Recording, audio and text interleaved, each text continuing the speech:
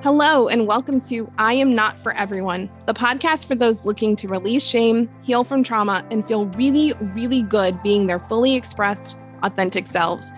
My name's Dr. Lee, and I am a doctorally prepared nurse practitioner and a certified clinical trauma professional, as well as a mom, wife, and a human being navigating the world with complex PTSD. Season 1 of this podcast came about because I was tired of spending decades living in a shame-filled, trauma-laden body and brain.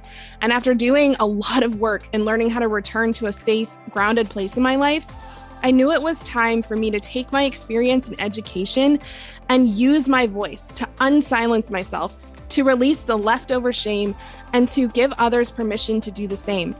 On Season 2 of this podcast, I'm going to be sharing my experience in education. But even more importantly, I'm going to be bringing on some incredible guests who are going to unsilence themselves. They're going to share their own stories of trauma, shame, and their journeys to healing, resiliency, and self-acceptance. While I believe these episodes will be deeply impactful, I do want to add a disclaimer that we're going to be talking about some potentially triggering topics. So please take the invitation to pause or skip or fast forward on any episode, and to treat yourself gracefully and kindly after each time that you listen. Let's dive in.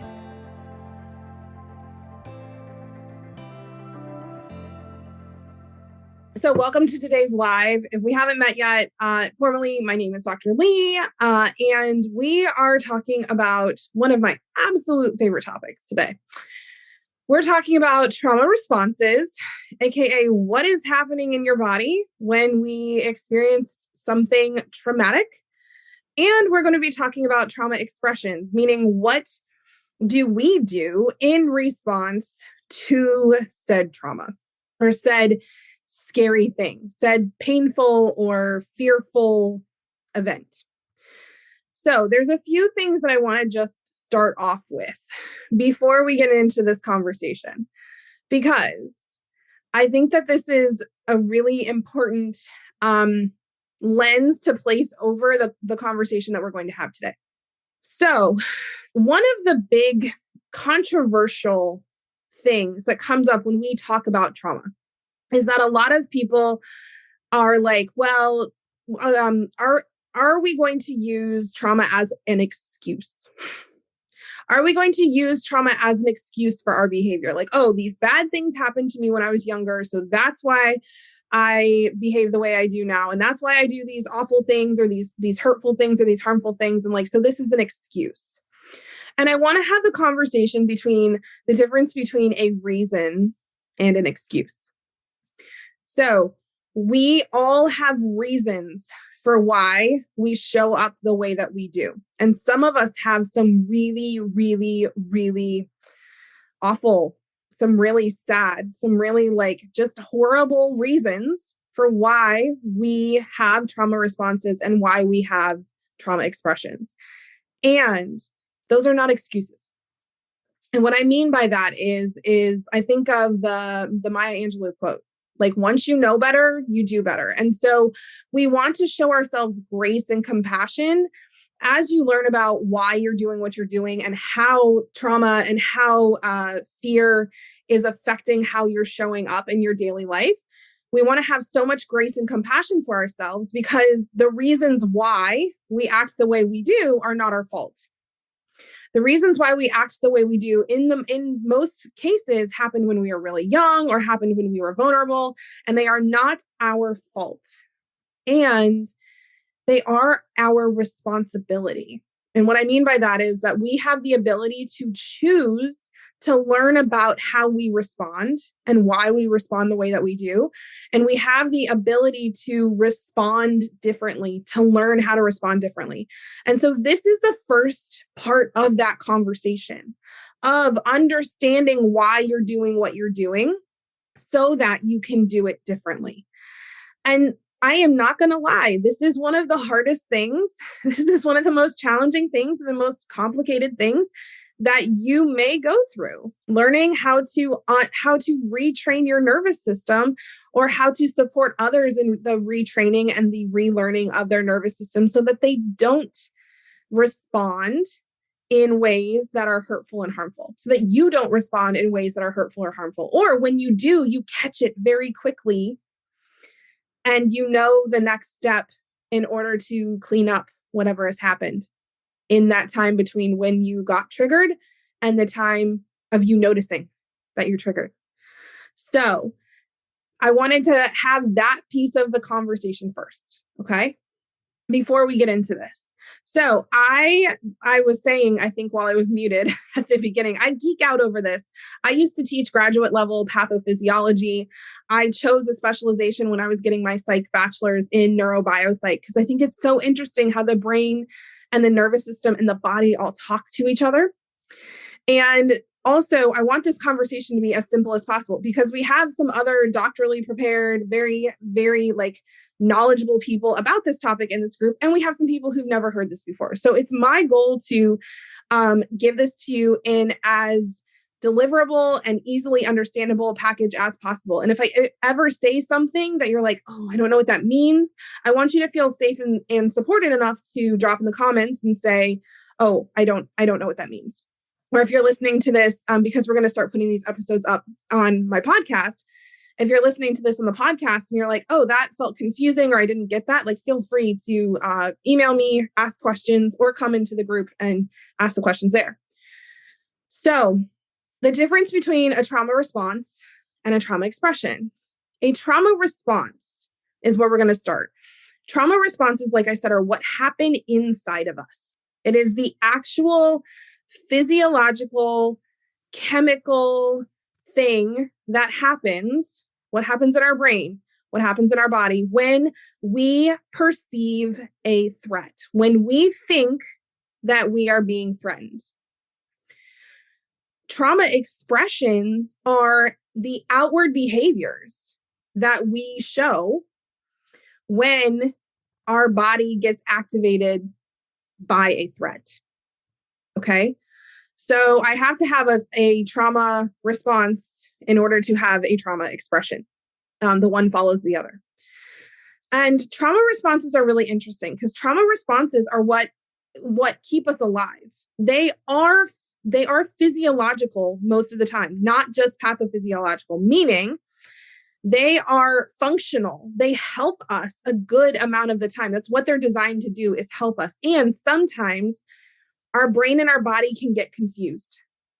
And in the act of trying to help us and protect us from scary things, we can start to see things as scary that aren't scary.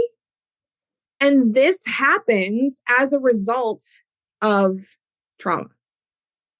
So let me give you an example. If I am someone who, and just putting a trigger warning on this because this may have happened to you or this story may evoke some feelings. So just saying that here. If I am someone who watched a loved one get hurt in a very specific way, right? And it was something mundane, right? Let's say when I was a child, I experienced a trauma around seeing another child at my daycare nearly drown. And I watched her get CPR and went through that whole experience, right? So I could develop a trauma response.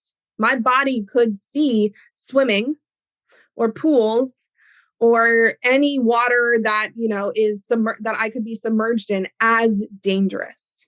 My body could and my brain could learn from that event and say, okay, since I've seen someone that I care about be hurt in this way, or since I've been hurt in this way around this thing, we are now going to perceive anything associated with this thing, with the swimming pool, with water, submergible water, as dangerous, right?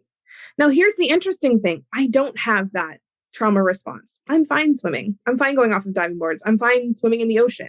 That didn't happen for me. My nervous system didn't store that as a traumatic event. And someone else who was there that same day could have. So here is what happens. When we undergo something traumatic, I want you to think of your brain as divided into 3 parts, okay? You have your prefrontal cortex, the neocortex.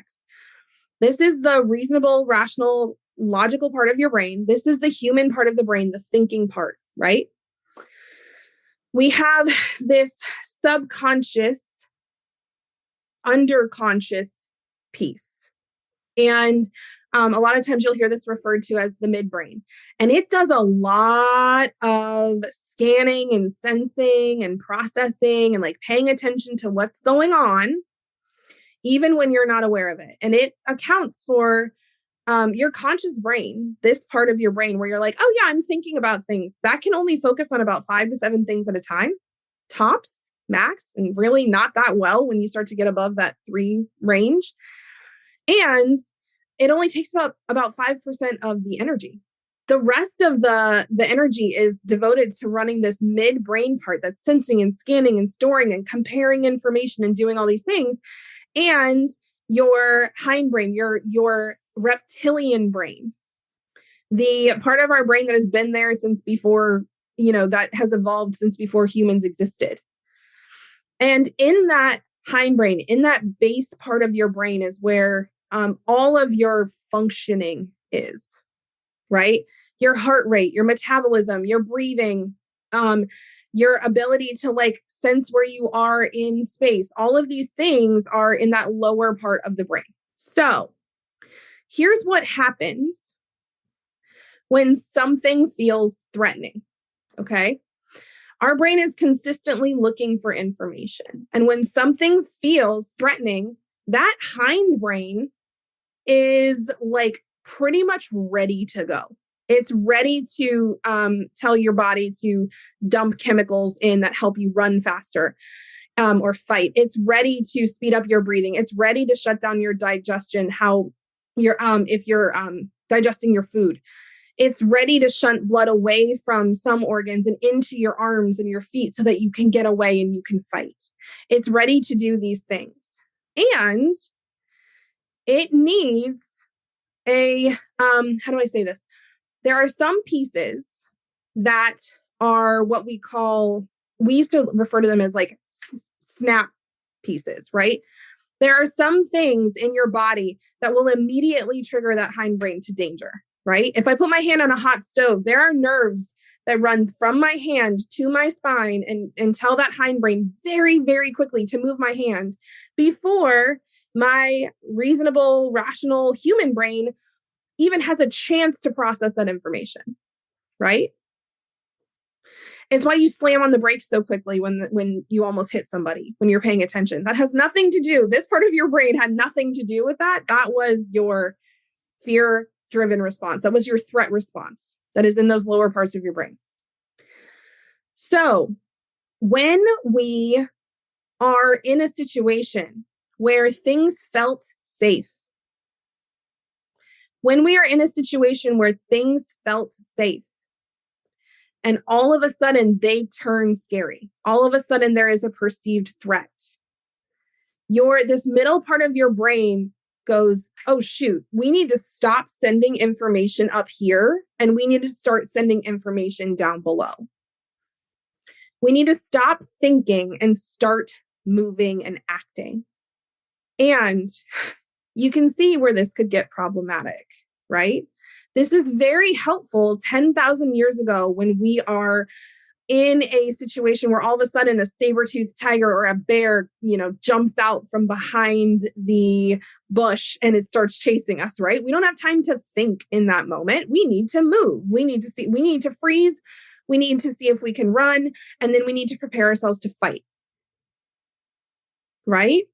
That's very helpful in those scenarios. It's very helpful when I almost hit another car. It's very helpful when I'm about to touch a hot stove. All of those things are very helpful. And one of the most interesting things is that as we have evolved as humans, a lot of those threats, a lot of those things that evolutionarily, like way back when, were very dangerous are no longer in the picture. One of the psychiatrists that I learned from said, when do you think the safest time in history was? And and a lot of people are like, oh, the 1800s or the 1900s or whatever. When you actually look at the data on safety for humans, and I thought this was really fascinating, especially right now in the middle of like all of this fear and unsafety, right? This is the safest we've ever been. right now in our society, in American society, I should say, this is the safest we've ever been. And that actually improves almost every day. The relative threat in our lives compared to the amount of resources and support and capacity we have to avoid threat just keeps going down. And so we now have very much less perceived, or excuse me, much less actual threat in our lives. And we have more perceived threat. And what I mean by that is this. Back in caveman days, there were only so many things to be afraid of, right? We stayed in pretty much the same social circles, the community circles. There wasn't a lot of new stuff happening every day. Compare that to now. The amount of information that we have available to us exponentially grows with each minute, let alone each day and each year. And we have the capacity to read about and hear about and visualize threatening things, scary things, more so than anybody in the past. We also have social media and informational systems that are designed to scare us, because scared people watch more. If I'm scared, that means that this base part of my brain has been activated and I'm not thinking as clearly. And so I'm going to stay tuned in to get more information, right? So perceived threat is what causes responses in the nervous system. Perceived threat is what causes our prefrontal cortex to shut down or to not work as effectively over a long-term period, and is what causes us to stay physically activated. So this gets even more amplified. This is even stronger if I have past situations where I've seen actual threat, like the swimming pool. So when you add these two things together, the bad things that have happened to me that I've witnessed, and now my brain is on high alert to look out for, and sometimes even does in an odd way, and the high amount of perceived threat that's being shoved in my face from all of these other sources, it makes sense why we have so many people saying in their bodies, I feel amped up. I feel anxious. I feel like I can't slow down. I feel like I can't sit still. I feel like I can't focus. I feel like I can't sleep. I feel like there's a motor running all the time. I feel activated.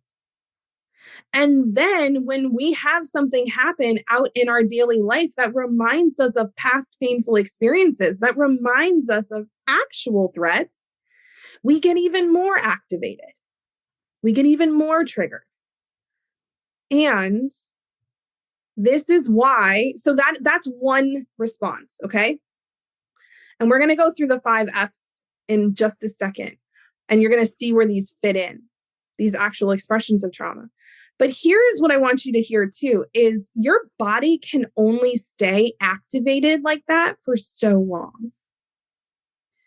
And so what a lot of people do is kind of flip in and out of this highly activated state, and then this like completely exhausted, I can't speed up. I can't focus because I'm so tired. I can't get anything done. I feel like I'm moving through sand. it's hard for me to care about things. It's hard for me to keep my commitments and to get and meet my deadlines. And so we're flipping back and forth between this very hypervigilant, activated state and this completely depleted, exhausted state because of what's happening in our body, the response that our body is having to these perceived threats. So when we have a perceived threat, here's what happens. My body is going to go through 5 phases. I said it like this, like it's 10, 5 phases. My body's going to go through 5 phases, and we call those the 5 Fs. Now, some people there's 6 Fs in some systems, there's 4 Fs in others. What I want you to hear is, it doesn't really matter like which one you use. I want you to hear the general idea of this. So when our nervous system, evolutionarily developed, all right, it was designed to do 3 things. Okay. And these are the first 3 Fs that you've probably heard of. It was designed to freeze. It was designed to flee or flight. And it was designed to fight. So what it looked like is this, is if I'm just picking berries in the bush and all of a sudden a bear comes out from around the corner, I freeze. I'm going to immediately decrease my movement, right? Immediately decrease my movement. And while I'm in that decreased movement phase, very quickly, my body is going to go, can I run faster? Can I run fast? Can I stay still and have this thing go away? Because sometimes that works. Can I stay? And that's why it's the very first thing we do. Can I stay still and have this thing go away? Okay, no, that's not going to work. Can I run? Can I get away? Okay, nope, that's not going to work. Can I fight it off? Okay, no, that's not going to work either. All right, I'm going to faint. I'm going to go out. I'm going to lose all muscle tone in my body. I'm going to faint. I'm going to pass out. So it's really 4 Fs. And that's the order that they went in. And if you watch animals in the wild, this is what they do. This is what they do. They freeze. Then they try to get away if they can. Then they try to fight it off if they can. And if they can't fight it off, they lose all muscle tone in their body. And their body floods them with oxytocin, which is a pain relieving chemical, so that it doesn't feel as bad when they die, when they're killed. And the other thing, the hopeful thing there is, like, the animal will get bored with them because the animal wants to hunt its prey. And if I just fall over dead anyway, then it might not feel as good or taste as good to eat me. That's the thought process there. So that system is still in our body. That system is still what our body goes through. Let's look at this from a human example, right? Okay, so like a today example is what I should say. So what if I'm in a meeting with my boss and they say something that reminds me of my father when I was younger, when I used to actually be afraid of him or my mother or my grandfather, like take whoever your person is and put them here. I was actually afraid of them as a child. They scared me.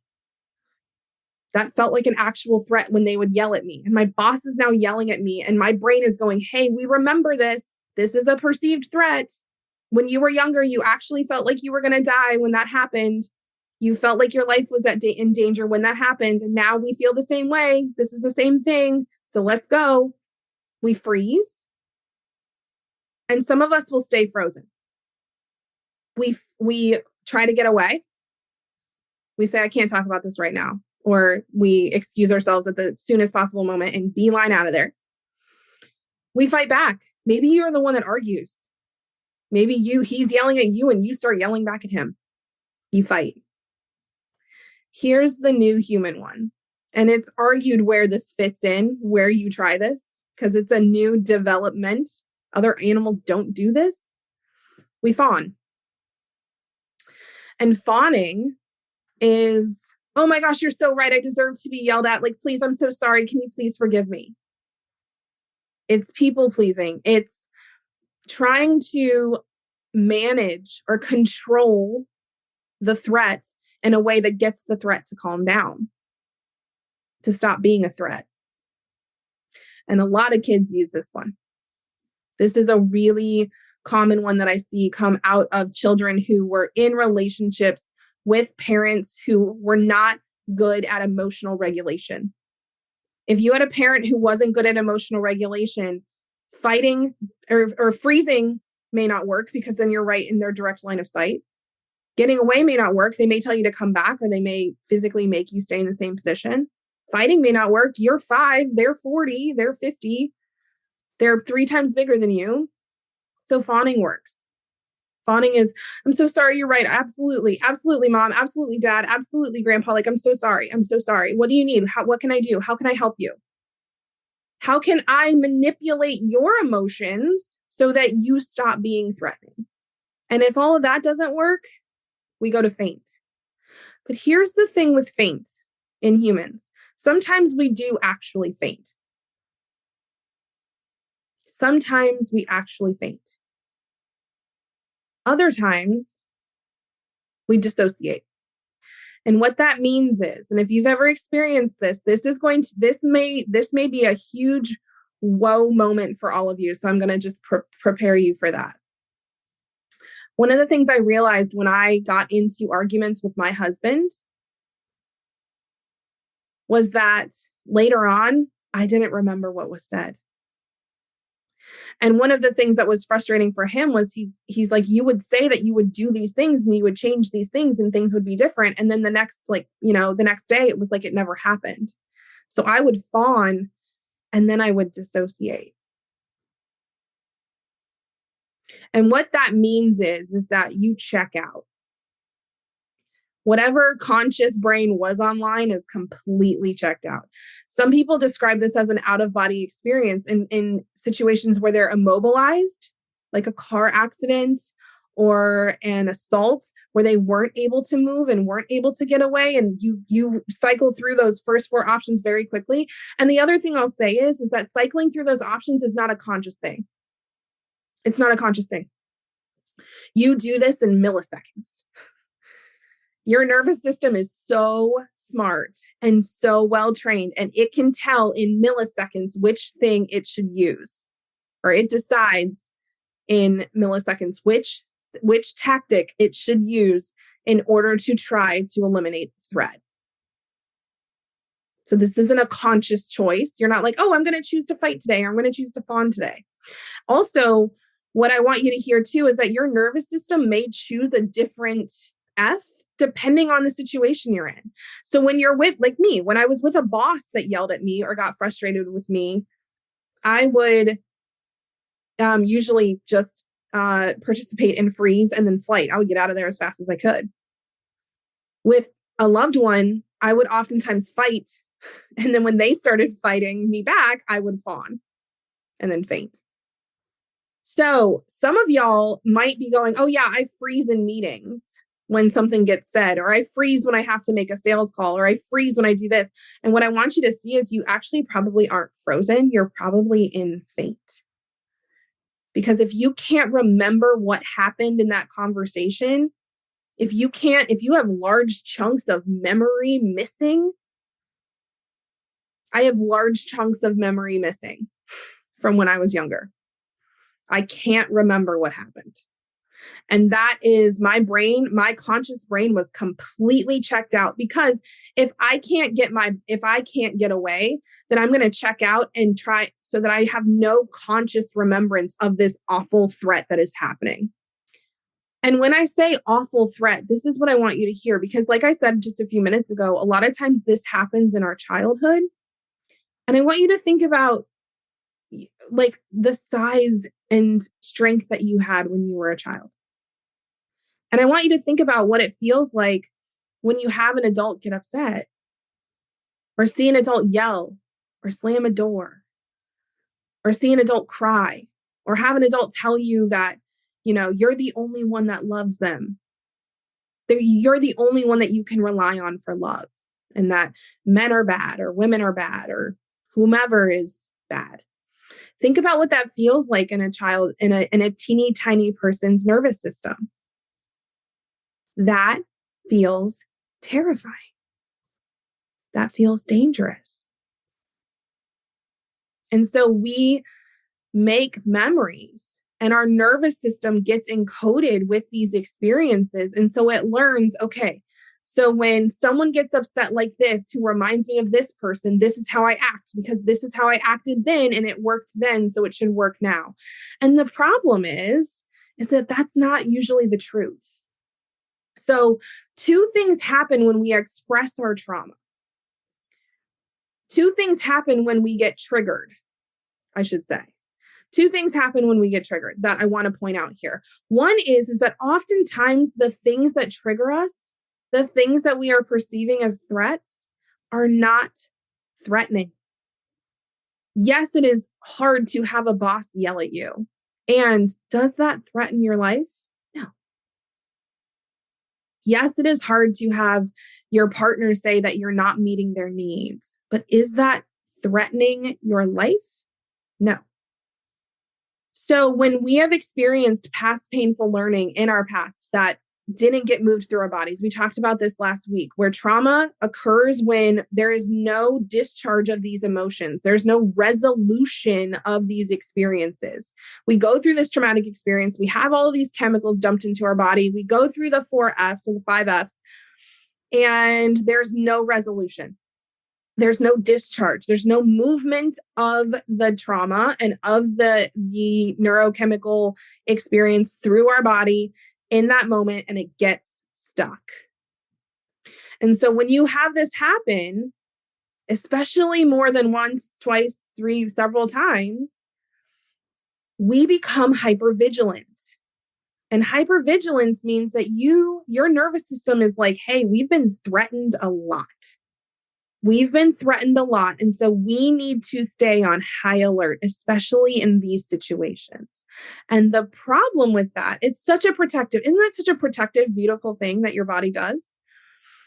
The problem with that, the downside to that, is that you are going to perceive things as dangerous, as threatening. I'm making air quotations, as threatening that aren't threatening. You're going to see things where there aren't things. There's actually a part of your body. It's called the reticular activating system, the RAS. And your RAS is designed to look for things that your brain has deemed important. It's why when you buy a red car and you never noticed that car before, like say that you went to a car lot and you were like, oh, actually, you know what? I think I want to get this red Lexus, right? This red Lexus SUV. And then all of a sudden you're driving home and you're like, oh my gosh, there's a red Lexus and there's a red Lexus and there's a red Lexus. Like I've never noticed these red Lexuses before. Like where did all of these come from? This is so crazy. Well, you weren't looking for them before. It wasn't important to you before. Red Lexuses didn't have meaning to you before. But I promise you now you'll see them everywhere. Same thing happens with trauma. Going back to that swimming pool example, swimming pools meant nothing before. Swimming pools meant fun and summer and whatever. And now any body of water equals danger. So I have to look out for those everywhere. And I might even see puddles as dangerous, which makes no sense, right? But my brain has learned water is dangerous. Any water that we can step in, slip into, fall in is dangerous. So we need to be hyper vigilant for those experiences.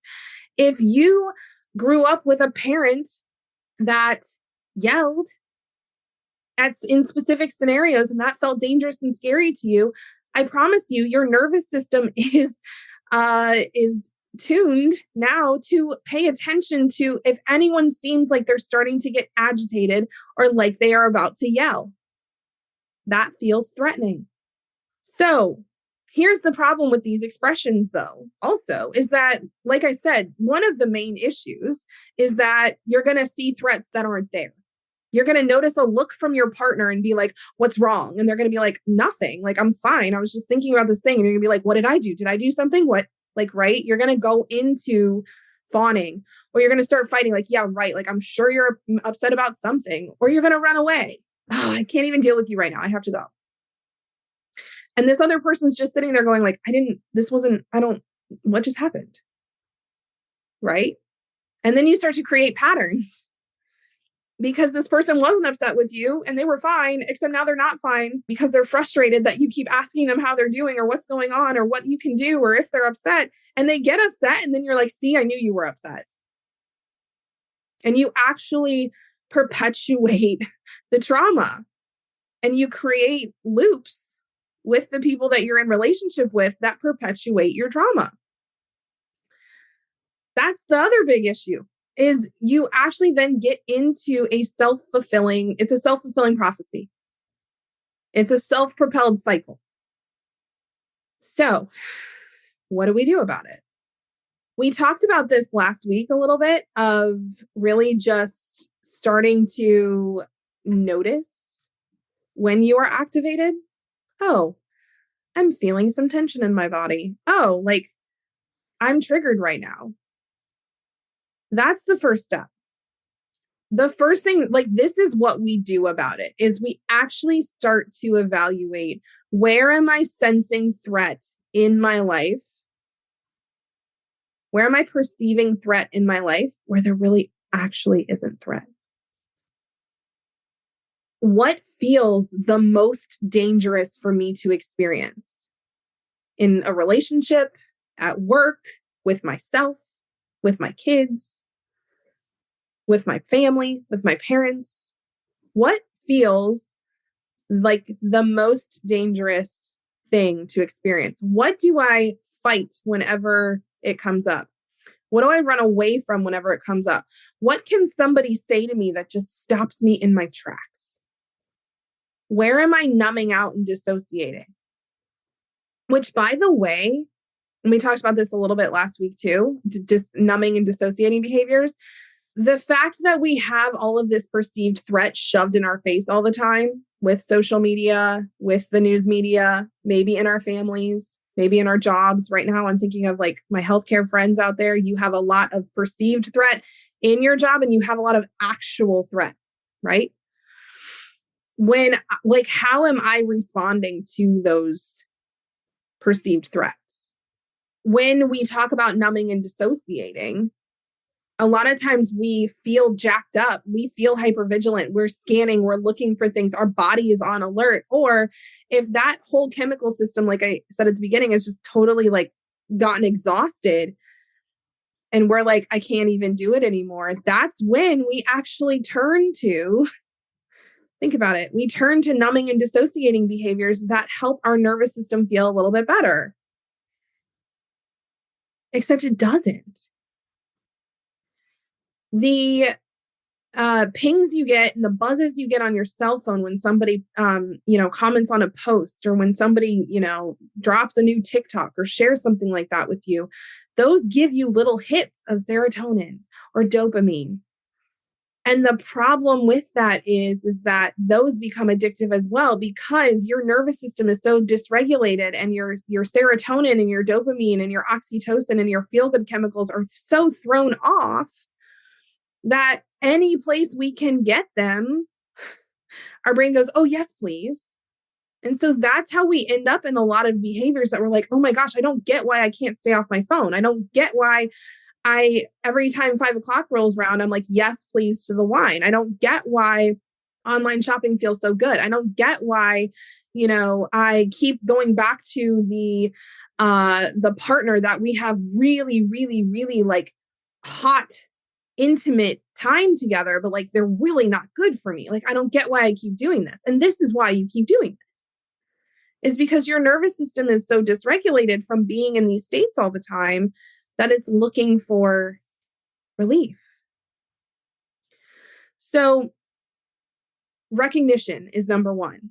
Recognition of what feels the most dangerous, and also where, after what experiences do I require the most numbing? One of the most interesting things for me, leaving healthcare in December of last year and doing a lot of work over the last 9 months, is that, like, I don't have the desire to drink alcohol nearly to the level I used to. I don't have the desire to nap or to pass out, which, by the way, guess what napping is for some people? When you all of a sudden just get so tired when you're in a really stressful situation that you feel like you can't keep your eyes open? Which F do you think that is? It's faint. My nervous system is so dysregulated that my body is going, oh my gosh, just pass out, just pass out, just pass out, just sleep. And that's what I used to do. I didn't nap, I passed out. A lot of people do this at night. We talk about people who have high levels of nervous system dysregulation having insomnia because they've got all of these chemicals in their body. And they're like, can't sleep, can't sleep, can't sleep, can't sleep, can't sleep, can't sleep, pass out. It's not a gradual, gentle falling asleep. It's I fall asleep with the lights on. I fall asleep with watching a really interesting TV show. I fall asleep talking to somebody. I fall asleep. I sat down and was working, and all of a sudden I wake up. That's faint. So where is that happening? And then one of the things that we do next is start to look at, okay, how can we regulate the nervous system in some way, some healthy ways, instead of ways that are numbing, instead of ways that are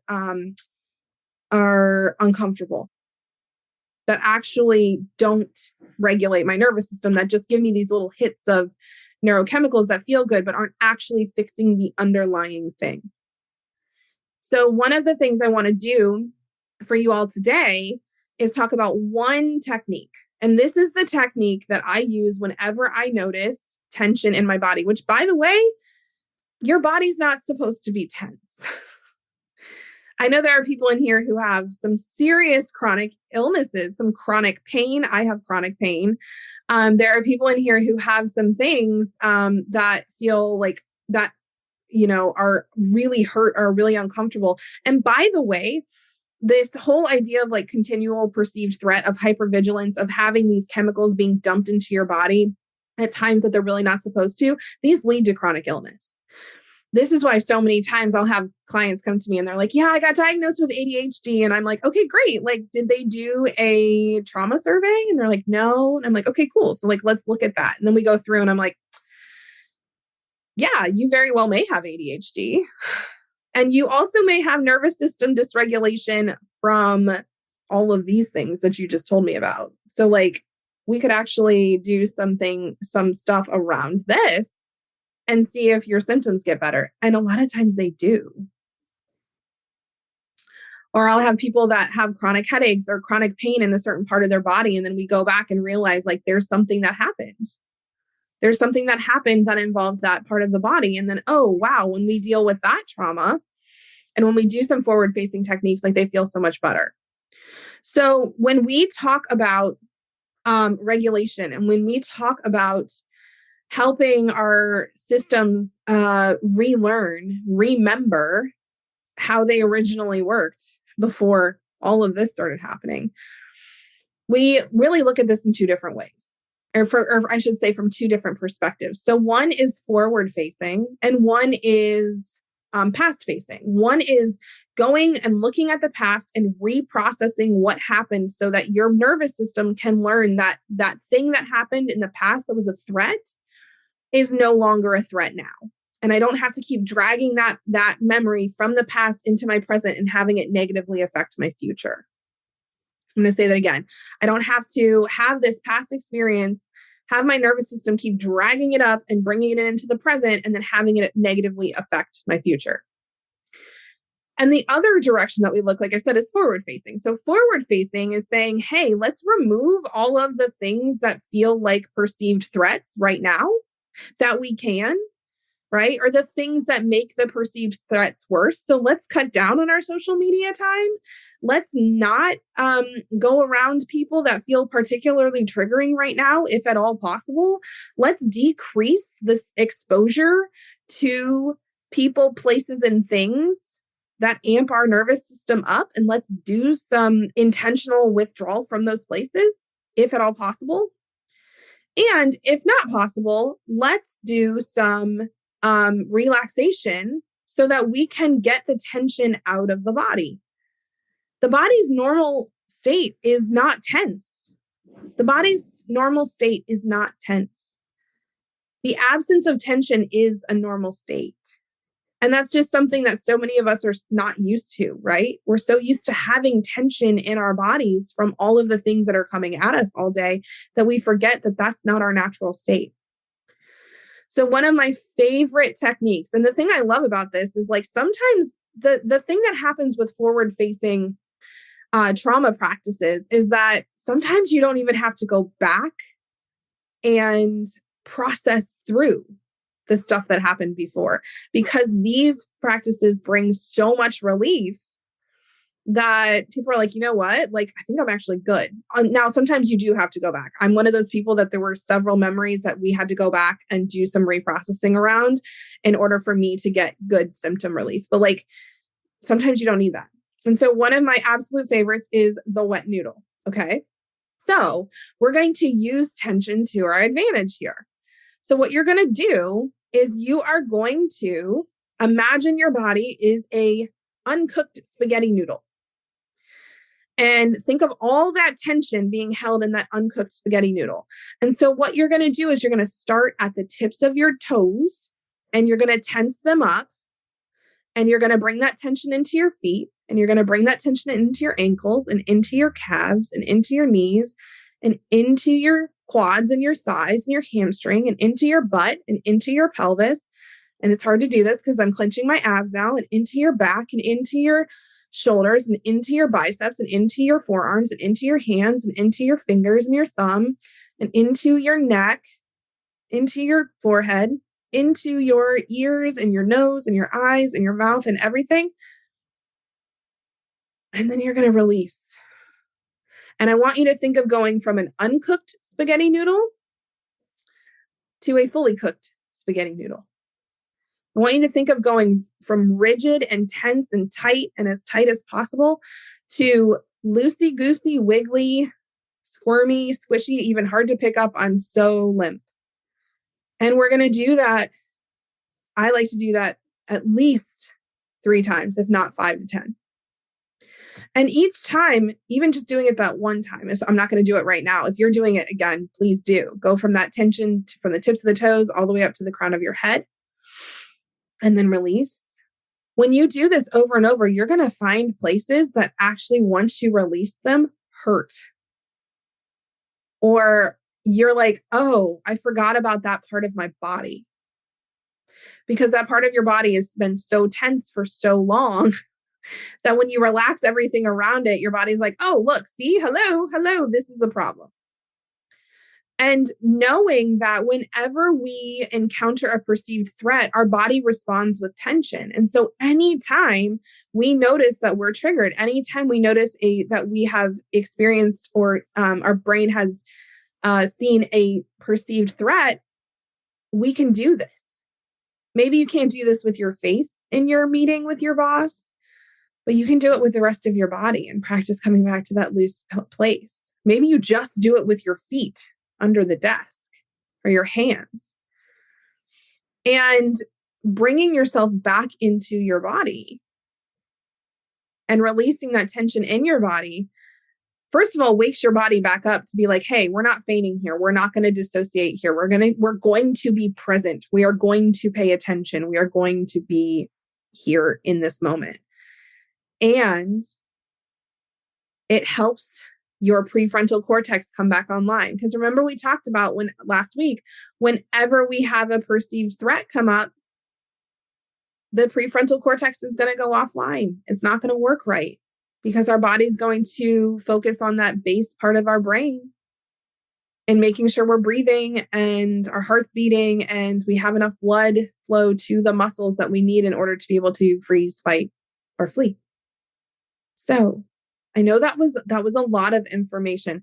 And for those of you who are not in my other private community, The Pleasure of Business, I announced over there that we have a trauma certification coming out. Like, this is something that will be gone over in way more depth over more time in the trauma certification when that launches in a few weeks. So if you're already like, wow, this has been so helpful and I want to know even more, this is like 1% of what you're going to learn in that certification. So if you're interested in that, you can say you're interested in the comments, or you can send me a DM and I'll make sure that when we announce that you get details. But like, this is the tip of the iceberg on what your body does and on what you can do in response to your body doing this. So just looking at the comments now, yeah, so many lost memories, can't remember anything up until the age of 20, huge gaps of missing memories. Yes, witnessing you, and also just like, that is so normal, so normal. Fawning is so normal. People pleasing. If you have a hard time saying no to people, if you have a really hard time holding boundaries, if you are, I've heard the term a doormat, like you let people walk all over you and let them do whatever they want. That's fawning. I'm going to put my emotional needs to the side and my physical or spiritual or mental needs to the side so that I can focus on what I can do to try to make you happy so that you feel less threatening. Because it feels threatening to me to have you be upset with me. I hope you all can use this wet noodle trick moving forward. I hope this has provided some insight into you into why you do the things that you do, like hearing that this is physiological. And when this becomes a problem is when you start seeing threats that aren't really there. When this becomes a problem is when you start seeing threats that aren't really there. And then you do things that cause the other people in that situation to react back to you, thus confirming your nervous system's idea in the first place that this was a threatening situation. And starting to recognize where you do that and how you do that and why you do that, what experiences happened to you in the past for why you do that. And then really starting to, when you get in those moments or preparing to go in those moments, practicing some forward-facing, calming, grounding techniques, such as the wet noodle, so that you can keep your brain online as much as possible. And also we have the easy method, which is a method I teach for coming back into your body when you've gone into the 4F or the 5F, process, like recognizing that you're in that and then coming back out of it using that method. And that is in the guide section if you would like to learn more about that or practice that. So love you all, and I will see you next week. Thank y'all so much for taking time out of your busy day to listen to our episode. If it resonated with you, we'd absolutely love it if you'd give us a rating in the App Store or if you'd share the episode with a friend or two. And if you're looking for even more resources, community, and education around what it means to be trauma-informed and to live a psychologically safe life, we would absolutely love to have you join us in our free Facebook community, Becoming Trauma Informed. You can find the information in the show notes, and we're so excited to welcome you into our community.